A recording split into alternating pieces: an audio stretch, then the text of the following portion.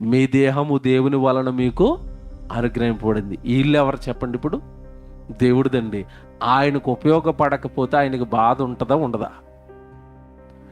మీ ఇల్లు కష్టపడి కట్టుకున్నప్పుడు మీ ఇల్లు మీకు ఉపయోగపడాలి, మీరు అందులో ఉండాలి, అందులో తినాలి, అందులో పడుకోవాలి. మీకోసం కట్టుకున్నారు మీ ఇల్లు. దేహం ఎవరి కోసం కట్టుకున్నాడు? ఆయన కోసం. ఆయన కోసం కట్టుకున్న ఈ దేహం కూడా ఆయన కోసం వాడబడాలి. వాడబడకపోతే దేవుడికి కోపం కదండి, దేవుడికి బాధ కదండి.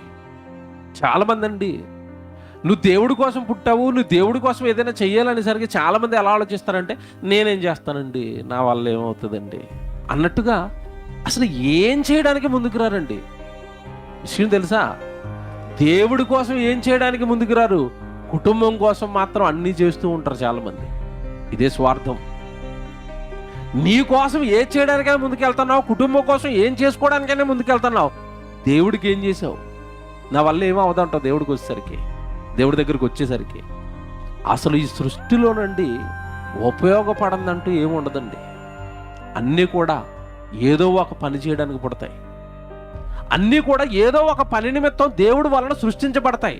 అలాంటిది దేవుడు నిన్ను ఏ పని లేకుండా నువ్వు ఎందుకో ఉపయోగపడని నిష్ప్రయోజనంగా నీ జీవితాన్ని వాడేయడానికి పుట్టించలేదు. నీ వల్ల కూడా దేవుడికి ఏదో జరుగుతుంది. ఆలోచించు, బాగా ఆలోచించు. దేవుడికి ప్రార్థన చేయి, దేవుడు వాక్యం చదువు, దేవుడు సేవకుడికి దగ్గరగా ఉండు.